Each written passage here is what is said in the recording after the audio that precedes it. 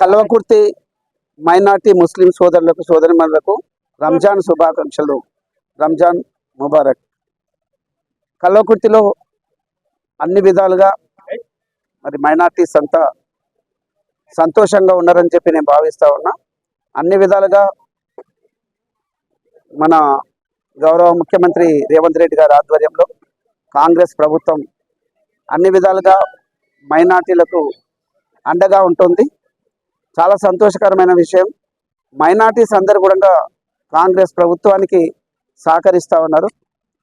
మరి ఈ ప్రాంతం డెవలప్మెంట్తో పాటు మైనార్టీ సోదరులు సోదరిమణులకు అందరికీ కూడా ఈ డెవలప్మెంట్ యాక్టివిటీస్లో తప్పనిసరిగా వాళ్ళకు పెద్ద పీట వేస్తారని కాంగ్రెస్ ప్రభుత్వం నేను భావిస్తూ ఉన్నా. గౌరవ ముఖ్యమంత్రి రేవంత్ రెడ్డి గారు కూడా ఎల్లవేళలా ఈ మైనార్టీస్ పట్ల మంచి సానుకూలత వ్యక్తపరుస్తూ ఉన్నారు. సో అందరికీ మరొకసారి రంజాన్ శుభాకాంక్షలు తెలియజేస్తాం. పవిత్రమైనటువంటి రంజాన్ పండుగ సందర్భంగా దేశవ్యాప్తంగా ప్రపంచవ్యాప్తంగా ముస్లిం మైనార్టీ సోదరులు ఈరోజు నమాజ్ చేసుకొని ఈరోజు రంజాన్ పండుగను అందరు కలిసికట్టుగా సమన్వయంతో చేసుకోవడం జరుగుతుంది. కల్వకుర్తి పట్టణంలో కూడా ఉన్నటువంటి ఏదైతే ఈద్గాలు ఉన్నాయో 2 ఈద్గాల దగ్గర కూడా పెద్ద ఎత్తున వేలాది మంది తరలి వచ్చి ఈ నమాజ్ కార్యక్రమాన్ని పూర్తి చేసుకుని అందరితో కలిసి తిరిగి ఇంటికి వెళ్ళడం జరుగుతుంది. ఇది చాలా పవిత్రమైనటువంటి పర్వదినం. ఈ పర్వదినంలో అసలు వాళ్ళు 1 నెల రోజులు ఉపవాసం ఉండి భగవంతుని అల్లాను ప్రార్థిస్తూ దేశము అదేవిధంగా ప్రపంచము సుభిక్షంగా ఉండాలి, శాంతి భద్రతతోటి ప్రతి ఒక్కరు కూడా సుఖంగా సంతోషంగా జీవించాలని చెప్పి అల్లాను ప్రార్థించడం జరుగుతుంది. ఆ విధంగా సర్వజన సకల జనుల అందరి సంతోషం కొరకు అందరూ భవిష్యత్తులో మంచి జీవితాన్ని గడపాలనే ఉద్దేశంతో ఈరోజు మరి ముస్లిం మైనార్టీ సోదరులు ఈ పవిత్రమైన కార్యక్రమాన్ని మరి నిన్నటితో పూర్తి చేసుకొని ఈరోజు మరి పండుగ చేసుకోవడం జరుగుతుంది. ఈ పండుగకు దేశంలో ఉన్నటువంటి అన్ని కులాలు, అన్ని మతాలు, అన్ని వర్గాల వారు కూడా సంపూర్తిగా సహకరించడం జరుగుతుంది. కేంద్ర ప్రభుత్వం కానీ రాష్ట్రాల ప్రభుత్వాలు కానీ వారికి అండగా ఉండడం జరుగుతుంది.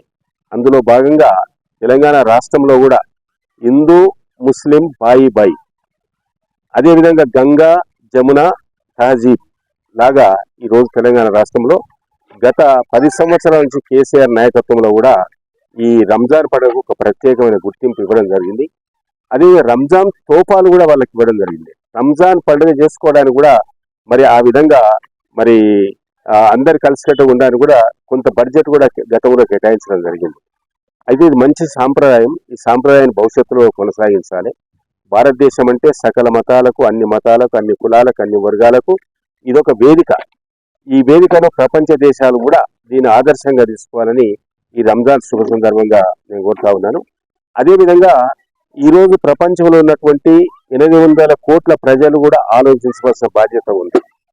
శాంతి సుస్థిరతంగా ఉండాలి, అందరూ సౌభాగ్యంగా జీవించాలి. టెర్రరిజం కానీ తీవ్రవాదం కానీ మొత్తం కూడా సమసిపోవాలి. ప్రపంచంలో ఉన్నటువంటి దేశాల మధ్య యుద్ధాలు ముగింపు కావాలి. అంటే మానవ జన్మ అనేది భగవంతుడు ఇచ్చినటువంటి గొప్ప జన్మ. దీన్ని మనము నిర్దాక్షిణ్యంగా సంహరించడం మాత్రం మంచి పద్ధతి కాదు, చంపడం మాత్రం మంచి పద్ధతి కాదు. ఈరోజు ప్రపంచంలో జరిగేటువంటి పశ్చిమాసియాలో జరిగేటువంటి యుద్ధం కూడా ముగిసిపోవాలి. ఇలా ఇరాన్ కానీ, ఇజ్రాయెల్ కానీ, అమెరికా కానీ, సౌదీ కానీ, అదేవిధంగా అన్ని దేశాల్లో జరుగుతున్నటువంటి ఈ ఏమైన చర్యను ప్రపంచ దేశాల ఐక్యరాజ్య సమితి కూడా ఖండించాలి. తప్పకుండా యుద్ధాన్ని ముగించడానికి అన్ని విధాల ప్రయత్నం చేసి అతి త్వరలో ఇంకా ప్రాణ నష్టం జరగకుండా, ఆస్తి నష్టం జరగకుండా అన్ని కులాలు, అన్ని మతాలు అందరూ కూడా సుఖంగా జీవించే విధంగా ప్రపంచ దేశాలు ఐకమత్యంతో ముందుకోవాలి. ఐక్యరాజ్య సమితిని బాధ్యత తీసుకోవాలి. ఆ విధంగా ఈ రంజాన్ పండుగ సందర్భంగా నేను అందరూ కూడా శుభాకాంక్షలు తెలియజేస్తాను. Thank you.